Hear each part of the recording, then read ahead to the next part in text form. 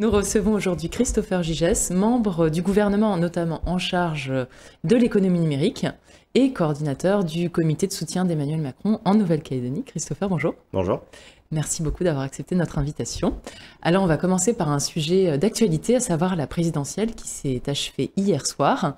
Donc le premier tour s'est conclu hier et c'est bien donc un duel entre Emmanuel Macron et Marine Le Pen auquel on assistera le 24 avril prochain, même si Jean-Luc Mélenchon a bien failli rafler la mise à Marine Le Pen. Ces résultats vous ont-ils surpris ? Non, ils nous ont pas surpris. On est déjà très satisfait parce qu'on voit que le candidat Macron est en tête à la fois en métropole et en Nouvelle-Calédonie. En Nouvelle-Calédonie, il a triplé son score par rapport à 2017 et on fait en Nouvelle-Calédonie le meilleur score de la République pour Emmanuel Macron. Donc c'est une certaine fierté, c'est surtout la reconnaissance du travail accompli ces 5 dernières années où il y a eu une implication totale du président de la République et de son gouvernement pour la Nouvelle-Calédonie. Et je crois qu'il fallait être là pour lui et les Calédoniens ont été là pour lui sur ce premier tour et il faudra être là encore plus massivement sur le second tour. Comment expliquer qu'ils étaient de si bons électeurs pour Emmanuel Macron, justement pour tout ce qu'il a apporté pendant ces 5 années? Ouais, il a vraiment apporté beaucoup de choses pour la Nouvelle-Calédonie, à la fois sur le plan institutionnel, où il a fait, excusez-moi le terme, il a fait le job pendant ces 5 ans, où il a organisé les 3 référendums qui étaient prévus par l'accord de Nouméa. Il a respecté la parole donnée de l'État dans le cadre de l'accord de Nouméa. Ça a été organisé dans des bonnes conditions, avec un scrutin qui a été reconnu au moins sur les 2 premiers référendums par tout le monde, sur le 3e, pas par les indépendantistes, mais qui a été reconnu par la commission de contrôle. Et donc, il a fait le travail sur cette partie-là. Il a été présent aussi pour protéger les Calédoniens au moment de la crise sanitaire, à la fois sur le plan sanitaire, où on a eu la possibilité d'avoir la réserve sanitaire nationale qui a été à nos côtés, avec des vaccins qui sont arrivés avant la métropole. Il nous a aussi protégés économiquement avec des petites entreprises qui ont été accompagnées par l'État, avec le fonds de solidarité de l'État, des emplois qui ont été préservés avec le dispositif de chômage partiel. Et il a su donner une place à la Nouvelle-Calédonie avec l'axe Indo-Pacifique. Donc je crois que c'est un président qui a été à nos côtés et qui nous donne justement une vision pour l'avenir. Je crois que c'est pour ça que les Calédoniens lui ont fait confiance. Il est pourtant arrivé en tête qu'avec une faible participation en Nouvelle-Calédonie, puisque l'abstention a atteint 66,5%. Est-ce que pour vous, ça décrédibilise un peu les résultats ? Non, enfin, les votants se sont exprimés. Il y a eu des élections avec beaucoup moins de participation que ça, avec aucune contestation de la légitimité. Là, on voit qu'il y a eu 30 000 nouveaux inscrits liés au référendum avec des personnes qui ne sont pas forcément identifiées et donc qui limite l'impact justement de l'abstention. C'est toujours regrettable d'avoir autant de personnes qui s'abstiennent parce que pour nous, le droit de vote, c'est un droit, mais c'est aussi un devoir. Et donc, on espère qu'au second tour, peut-être qu'il y a des personnes qui attendaient d'avoir un duel et de se prononcer sur ce duel. Donc, on verra bien au second tour. Espérons qu'ils vont se réveiller. Pourquoi ce désintérêt, à votre avis, pour la chose politique, alors que le futur président va quand même avoir son rôle à jouer dans l'avenir institutionnel de la Calédonie qui arrive? C'est quand même un peu inquiétant, quelque part. C'est-à-dire que oui, l'abstention, enfin, c'est jamais une bonne chose et c'est toujours à nous de nous remettre en cause. C'est-à-dire que c'est le peuple qui a toujours raison en démocratie et c'est une bonne chose. Et donc, il y a peut-être des nouvelles manières de faire de la politique. Et Emmanuel Macron l'a dit dans son discours après le premier tour. Il y a un nouveau modèle un petit peu à inventer sur une meilleure prise en considération des aspirations des citoyens, plus peut-être de démocratie participative, plus d'écoute. Et c'est peut-être comme ça qu'on arrivera justement à remobiliser les gens. Et je crois que le président l'a bien compris dans toutes les actions qu'il a pu mener à travers ces grands débats, à travers ses contacts directs avec la population. Et il souhaite donner encore un peu plus de place justement à ces consultations citoyennes. Et c'est ce qu'il souhaite donner d'ailleurs aussi sur le futur de la Nouvelle-Calédonie, puisqu'on voit qu'il souhaite donner une place importante aux forces vives calédoniennes dans la construction du prochain statut de la Nouvelle-Calédonie. Très bien. Alors, en tant que coordinateur du comité de soutien, là, j'imagine que dans les prochaines semaines, vous allez être totalement mobilisé pour le second tour. C'est la mobilisation générale, rien n'est gagné. On a des sondages qui nous sont favorables, on a des reports de vote qui nous sont favorables, mais une élection, elle est gagnée quand elle est gagnée, pas avant et certainement pas par des instituts de sondage. Donc ça sera une mobilisation générale à partir d'aujourd'hui pour faire gagner le candidat Macron et pour qu'il soit réélu président de la République. On aura un meeting d'entre-deux tours, certainement le 19 avril prochain, avec un lieu qui reste encore à définir. Mais on va être mobilisé comme jamais pour un président qui nous a tant donné et qui mérite un retour. Alors très bien, alors pendant ces échéances électorales qui vous mobilisent beaucoup, est-ce que tout ça, ça a un impact sur votre travail au gouvernement? Est-ce que vous arrivez quand même à travailler sur vos différents secteurs? Oui, j'arrive à travailler sur mes différents secteurs.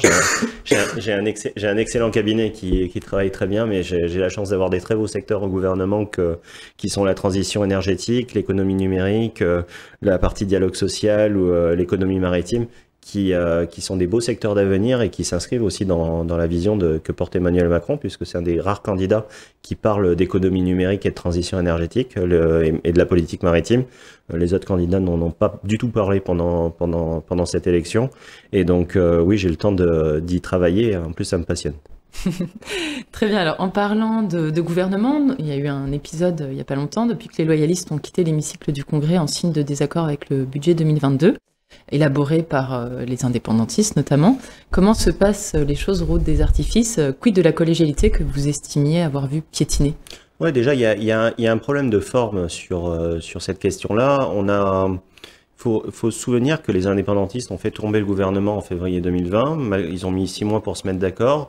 On a dû gérer une crise sanitaire en période d'affaires courantes. Donc on a été là. On a été là aussi sur la 3e crise sanitaire pour accompagner la majorité indépendantiste pour des mesures qui devaient être prises. Je pense que l'expérience que nous avions à cette époque a quand même servi à ce que ça se passe bien, parce qu'on avait un gouvernement qui venait de s'installer au moment de l'apparition d'Omicron en Nouvelle-Calédonie. Et on a donc joué le jeu et on a eu des indépendantistes qui finalement ne jouent pas le jeu de la collégialité aujourd'hui, c'est-à-dire qui fait fi complètement de l'avis de la partie minoritaire du gouvernement, même si cette partie minoritaire est majoritaire en voix en Nouvelle-Calédonie, et c'est toujours important de le rappeler. Et donc, ce manque de collégialité a entraîné un budget qui n'était pas concerté, un budget avec des mauvaises priorités, où on vient couper à la formation professionnelle quand on vient rajouter au Sénat coutumier, quand on vient mettre 0 à l'EGC, quand on vient subventionner un trou sans fond de l'ASE. Donc, il y a des priorités qui étaient pas bonnes. On a essayé de travailler de manière constructive, c'est-à-dire qu'on a voulu faire des propositions au gouvernement qui ont été balayées, on a souhaité faire des propositions au Congrès par des amendements qui ont été balayés, et il y a eu un mépris, comme rarement j'ai vu un mépris au sein du gouvernement, donc on avait décidé de quitter la séance à ce moment-là. Au sein du gouvernement, on a toujours dit que nous travaillerons sur nos secteurs et nous nous opposerons à toute mesure qui serait prise, qui viendrait pénaliser l'emploi. C'est ce qu'on fait aujourd'hui. C'est pas quelque chose qui est nouveau. Nouvelle émanation de ce manque de concertation, selon vous, c'est le fameux rapport sur les impacts fiscaux de la réforme fiscale que vous n'avez toujours pas reçu? Non, j'ai toujours pas reçu, que j'ai demandé plusieurs fois aux membres du gouvernement en charge de la fiscalité, Gilbert Thuyennon. Donc c'est un rapport qui a été commandé par le gouvernement sur les impacts des mesures fiscales, ce que nous avions déjà condamné à l'époque. On avait voté contre le calendrier fiscal qui avait été proposé par la majorité indépendantiste, parce qu'on disait que ça venait pénaliser le pouvoir d'achat des Calédoniens et que ça venait en destruction de l'emploi et des différents investissements qui pourraient être menés. Ce rapport, il vient confirmer ce qu'on disait à l'époque, et donc je pense que c'est peut-être pour ça que Gilbert Thuyennon est gêné de nous le transmettre. Enfin, un rapport du gouvernement qui est payé par des fonds publics, je pense, doit être transmis aux membres du gouvernement, ça me paraît normal, et il doit être transmis largement, c'est-à-dire que c'est une réforme qui concerne tous les Calédoniens. Il y a eu un organe de concertation qui a été mis en place avec les partenaires sociaux. Les partenaires sociaux n'avaient pas été destinataires également de ce rapport, et donc cette cellule de concertation était un peu, au final, pour se donner bonne conscience. Je crois que le travail en opacité et en manque de transparence totale, c'est jamais bon quand on souhaite mener des réformes de cette envergure. Des réformes, il faut en mener, mais il faut qu'elles soient concertées et qu'elles viennent pas pénaliser le pouvoir d'achat, notamment des moins aisés. Et c'est aujourd'hui ce qui est fait par la majorité indépendantiste. Oui, parce que d'après les chiffres qu'on a récupérés, il s'agirait notamment d'augmenter les prélèvements obligatoires sur les entreprises et les ménages à hauteur de 90 milliards de francs. Oui, en 2 ans. Voilà, en 2 ans. À la limite, ça sert à rien de commander un rapport pour dire que si vous mettez 90 milliards de pression fiscale supplémentaire sur les ménages, les entreprises et les salariés, ça va pas bien se passer pour l'économie. C'est un non-sens économique. C'est là où on devrait mettre en place des mesures de relance, des mesures pour protéger les Calédoniens, des mesures pour protéger l'emploi, on vient alourdir la pression fiscale et alourdir les contraintes. Donc, est-ce qu'il y a le choix finalement quand même? Oui, il y a le choix. Le choix, c'est d'abord de procéder par ordre. C'est-à-dire que le premier ordre, c'est de regarder là où il y a des abus. Il y a des abus sur les comptes sociaux, il y a des abus sur le travail, des abus sur des absences au travail qui pèsent aujourd'hui sur la compétitivité des entreprises, qui pèsent sur les comptes publics. Et la première des choses, c'est de lutter contre les abus. La deuxième des choses, c'est de mettre en place des mesures de relance qui permettent justement de relancer la croissance de l'économie calédonienne et donc de créer de nouvelles recettes et de créer de nouveaux emplois. Troisième pilier, c'est de discuter réellement avec l'État. Quand le président du gouvernement refuse 4 rendez-vous avec le Premier ministre, peut-être qu'on sait pourquoi le prêt est passé de 25 à 21 milliards quand les Polynésiens récupèrent 36 milliards. Et in fine, quand on a fait tout ça, on peut dire qu'est-ce qui nous manque en recettes fiscales et qui nous permet justement d'avoir un delta à financer. Mais on ne commence pas par dire il faut mettre 90 milliards en plus sur la tête des Calédoniens. Pour vous, on a mis la charrue avant les bœufs. Oui, les plus aisés ils vont partir et les moins aisés ils vont payer. Donc si c'est ça la Calédonie que souhaitent les indépendantistes, c'est pas la Calédonie qu'on souhaite. Alors une autre question par rapport au fait que l'éveil océanien ait quitté donc, le groupe UCF-LNKS la semaine dernière au Congrès. Est-ce que c'est le signe d'un rapprochement avec les loyalistes? On n'est pas là-dedans.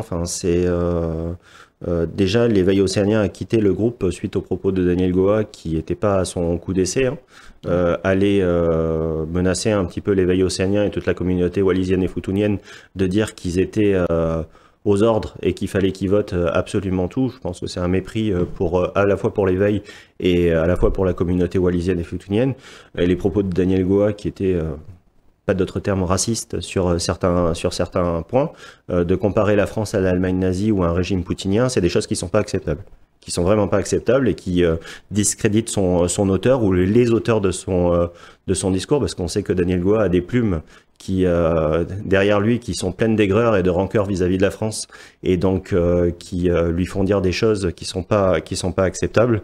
Ensuite, un rapprochement avec les loyalistes, c'est pas une question de rapprochement avec les loyalistes ou pas. La question, c'est qu'est-ce qu'on fait de la Nouvelle-Calédonie. La question n'est pas de reprendre la présidence du gouvernement pour reprendre la présidence du gouvernement.